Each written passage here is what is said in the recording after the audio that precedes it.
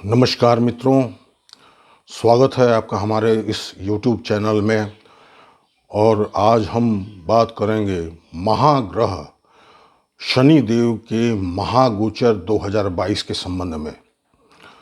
दोस्तों, ज्ञात हो कि शनि देव आगामी 29 अप्रैल 2022 को अपने मूल त्रिकोण की राशि कुंभ राशि में प्रवेश करने वाले हैं और 29 अप्रैल 2022 से 13 जुलाई 2022 तक कुंभ राशि में ही गोचर करेंगे शनि देव। 12 जुलाई 2022 के बाद शनि वक्री होकर पुनः एक घर पीछे अपने स्वयं की राशि मकर राशि में पूर्ववत गोचर करने लगेंगे। तो यह जो पीरियड है 29 अप्रैल 2022 से 12 जुलाई 2022 के बीच का समय, इस अवधि में शनि देव कुंभ राशि में संचरण करेंगे। शनि देव के संबंध में तो शायद सब लोगों को जानकारी होगी कि शनि देव नवग्रहों में सबसे शक्तिशाली ग्रह माने जाते हैं और एक राशि में ये 2.5 साल गोचर करते हैं और इस तरह से एक पूरे राशि चक्र का अर्थात 12 राशियों का गोचर इनका 30 साल में होता है, 30 ईयर्स। तो समझ लीजिए कि 30 साल के बाद शनि देव पुनः कुंभ राशि में गोचर करने वाले हैं। इसलिए 29 अप्रैल 2022 से 12 जुलाई 2022 के बीच का समय काफ़ी महत्वपूर्ण हो जाता है सभी राशियों वालों के लिए। कर्क राशि के संदर्भ में हम देखेंगे कि शनि देव का यह महागोचर क्या रंग लाएगा। शनि देव को न्यायाधीश की पदवी प्राप्त है 9 ग्रहों में, अर्थात ये न्याय करने वाले ग्रह देवता हैं। ये किसी के साथ कभी भी अन्याय नहीं करते। इनके प्रति लोगों के बीच ये भ्रांतियां हैं कि ये कष्ट देते हैं और ये हमेशा परेशानियों में डाल देते हैं। विभिन्न प्रकार की परेशानियां शनि देव के कारण आती हैं। तो इस बात को हमेशा स्मरण रखना चाहिए कि परेशानियों से जूझ कर जब आदमी सोने के समान जब अग्नि में तप कर बाहर निकलता है तो वो विशुद्ध हो जाता है। तो शनि का काम यही है, उस आपके कर्मों का फल देता है, आपको दुख देता है। यदि आपके कर्मों के अनुसार यदि दुख है तो दुख के बाद फिर सुख का आगमन होता है, और यदि आपका कर्म अच्छा है तो शनि सुख देने में भी पीछे नहीं रहते। आप देखेंगे कि शनि की 7.5 में शनि की महादशा में रातों रात रोग रंक से राजा बनते हुए दिखाई दिए हैं। कर्क राशि के संदर्भ में हम देखेंगे कि शनि का गोचर कैसा होगा। शनि वर्तमान में कर्क राशि वालों के 7वें भाव में गोचर कर रहे हैं, मकर राशि में। शश योग, पंच महापुरुष योगों में से एक योग शश योग बन रहा है। शश योग के कारण कर्क राशि वालों के लिए शनि का पिछला गोचर, यानी कि मकर राशि में जो गोचर चल रहा है और चल रहा था 2 वर्षों से, वो काफ़ी अच्छा रहा होगा। और जब शश योग बनता है, अस्थाई जन्म पत्रिका में भी यदि आपका शश योग बन रहा है तो राजा के समान सम्मान मिलता है, पद पदवी प्रतिष्ठा मिलती है, धन सम्मान वैभव और समृद्धि की प्राप्ति होती है। शश योग के कारण हर कार्य में, हर क्षेत्र में सफलता की प्राप्ति होती है। तो शश योग का निर्माण चल रहा है और चल रहा था। 29 अप्रैल 2022 से 12 जुलाई 2022 के बीच शनि जब कुंभ राशि में आएंगे तो अपनी मूल त्रिकोण की राशि में रहेंगे, लेकिन कर्क राशि वालों के लिए ढैया की शुरुआत होगी। ये पीरियड जो है 29 अप्रैल से 12 जुलाई के बीच का समय ढैया का समय रहेगा। तो इसमें सामान्य रूप से देखा जाए तो मानसिक शारीरिक परेशानियों का सामना करना पड़ सकता है, किंतु इसमें इसके कुछ अच्छे प्रभाव भी हैं। जैसे आपका कोई फंसा हुआ धन है या अनएक्सपेक्टेड, जो आपने कभी एक्सपेक्ट नहीं किया हुआ कि मुझे ये धन मिलेगा, और वो धन आपको मिल सकता है इस अवधि में। कोई पैतृक संपत्ति जो आपको नहीं मिलने वाला था वो आपको मिल सकता है। किसी दूर के रिश्तेदार अथवा मित्र से कोई संपत्ति आपको मिल सकता है। पत्नी शनि सप्तमेश और अष्टमेश हैं और अष्टम भाव में शनि होंगे तो आयु की वृद्धि करेंगे, किंतु पत्नी रोगग्रस्त हो सकती है और ससुराल से आपको लाभ का योग बनता है। पति पत्नी के बीच के संबंध में कुछ कड़वाहट की स्थिति पैदा हो सकती है और लाइफ पार्टनर बीमार पड़ सकता है, किसी दीर्घावधि की बीमारी से भी ग्रस्त हो सकता है। शनि की 3 दृष्टियां हैं, तृतीय, सप्तम और दशम।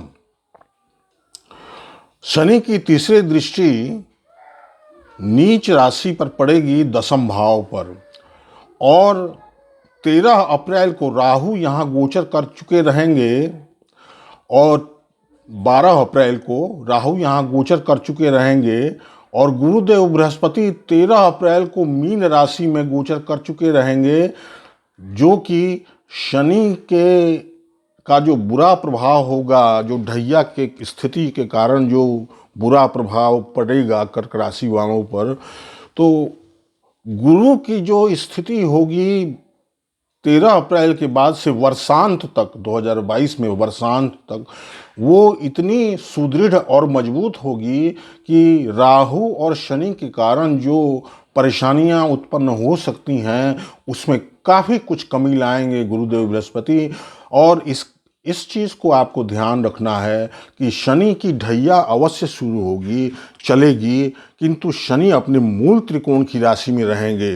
तो शनि की साढ़े हो अथवा शनि की ढैया हो, यदि वो अपनी राशि में स्थित होते हैं तो ज़्यादा कष्ट नहीं देते हैं, ज़्यादा कठिनाई नहीं देते हैं, ज़्यादा परेशानी नहीं देते हैं। इस बात को आप ध्यान में रखिए। तो शनि की तीसरी दृष्टि जब 10th हाउस पर पड़ेगी, राहु वहाँ मौजूद होंगे, तो आपको अपने कार्यस्थल, अपने जॉब प्रोफेशन को लेकर परेशानियां पैदा हो सकती हैं। अपने कार्यस्थल पर अपने सीनियर्स, अपने सहकर्मियों के साथ मनमुटाव की स्थिति पैदा हो सकती है। व्यापार में विभिन्न प्रकार के अवरोध और कठिनाइयों से आपका पाला पड़ सकता है। तो इस समय थोड़ी सावधानी बरतनी होगी।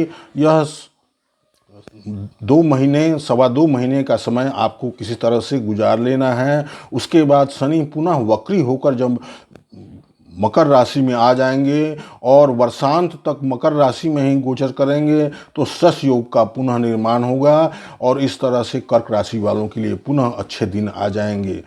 तो शनि की तीसरी दृष्टि जब यहाँ पड़ेगी तो जॉब प्रोफेशन को लेकर कुछ परेशानी आ सकती है। शनि की सप्तम दृष्टि धन भाव पर पड़ेगी तो धन का भी कुछ अपव्यय हो सकता है, आपका सेविंग्स कुछ कम हो सकता है, बैंक बैलेंस भी कुछ कम हो सकता है। कुटुंबजन, परिवारजनों में भी कुछ क्लेश, कलह, विवाद की स्थिति पैदा हो सकती है। वाणी पर आपको नियंत्रण रखना पड़ेगा। वाणी के कारण आपको परेशानियां और कठिनाइयां उत्पन्न हो सकती हैं। दाहिनी आंख में कुछ पीड़ा हो सकती है और साथ ही विद्या, जो लोग स्टूडेंट्स हैं कर्क राशि के जातक, उनके विद्या अध्ययन में भी कुछ कठिनाइयां और परेशानियां आ सकती हैं।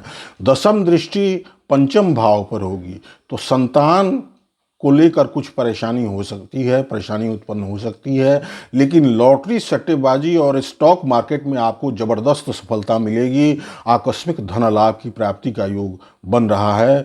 गुरु, जो शनि के कारण जो बुरे प्रभाव मिल सकते हैं, उसमें गुरु की जो अपनी जहाँ स्थित होंगे, तो गुरु भाग्य स्थान में स्थित हो, भाग्य का आपको साथ मिलेगा और भाग्य जब आपका साथ देगा तो आपके सफलता के मार्ग में आने वाले सभी रुकावटें और बाधाएं स्वतः दूर होती नजर आएंगी और ईश्वर की अनुकंपा भी आप पर बनी रहेगी। गुरु की पंचम दृष्टि लग्न पर होगी, उच्च की दृष्टि होगी, तो आपका आत्मविश्वास बहुत बढ़ेगा। मतलब शारीरिक कष्ट होगा, मानसिक तनाव होगा, लेकिन 13 अप्रैल के बाद से आपका मनोबल बहुत बढ़ जाएगा, आत्मविश्वास बहुत बढ़ जाएगा और अपने बौद्धिक चातुर्य से, बौद्धिक कुशलता से, अपने ज्ञान के बल पर आप खूब आगे बढ़ेंगे। गुरु की चर्चा हम यहाँ इसलिए कर रहे हैं कि शनि का जो दुष्प्रभाव होगा उसमें गुरु कमी लाएंगे, तो कुछ इस पर हम समय दे रहे हैं। गुरु की सप्तम दृष्टि 3rd हाउस पर होगी तो छोटे भाई बहनों का सहयोग प्राप्त होगा, पराक्रम साहस में वृद्धि होगी और कड़े परिश्रम की क्षमता आएगी। नवम दृष्टि पंचम भाव पर होगी तो संतान के कारण और संतान को जो कष्ट या परेशानी, कठिनाइयां उत्पन्न शनि के कारण हो सकती हैं, शनि की दृष्टि के कारण, उसमें गुरु के नवम दृष्टि से काफ़ी कुछ राहत मिलेगी और काफ़ी अच्छा प्रभाव देखने को मिलेगा। भाग्य का साथ मिलेगा। जो अनएक्सपेक्टेड गेन्स हैं, आकस्मिक धन प्राप्ति का जो योग शनि देव बना रहे हैं, उसमें गुरु भी वृद्धि करेंगे। गुरु की नवम दृष्टि से भी उसमें वृद्धि होगी। राहु जब 10th हाउस में होंगे तो अचानक से आपके जॉब, कैरियर, प्रोफेशन में, शनि की तीसरी दृष्टि इस पर होगी तो अचानक से आपके जॉब प्रोफेशन में या तो उसमें तरक्की होगी या उसमें गिरावट होगी, दोनों बात हो सकती है। राहु सडन रिजल्ट्स देते हैं और देखते यह डिपेंड करता है आपके बर्थ चार्ट पर, नेटल बर्थ चार्ट पर, आपकी जन्म पत्रिका पर कि राहु, केतु, शनि और गुरु की स्थिति कैसी है। तो दोस्तों, कुल मिलाकर शनि की ढैया तो शुरू हो रही है कर्क राशि वालों पर, लेकिन शनि अपने मूल त्रिकोण की राशि में रहेंगे, इसलिए कुल मिलाकर इनका अच्छा प्रभाव ही रहेगा। और 12 जुलाई के बाद जब शनि पुनः मकर राशि में आ जाएंगे तो शश योग बनाएंगे और कर्क राशि वालों के जीवन में पुनः एक बार सकारात्मक परिवर्तन देखने को मिलेगा। तो दोस्तों, वीडियो अच्छी लगी हो तो लाइक कीजिए, शेयर कीजिए अपने दोस्तों के बीच और अपने रिश्तेदारों के बीच। चैनल को यदि सब्सक्राइब नहीं किया है तो ज़रूर सब्सक्राइब कीजिए, बेल का आइकन भी प्रेस कर दीजिए आगे के वीडियोज़ सबसे पहले देखने के लिए। बहुत बहुत धन्यवाद।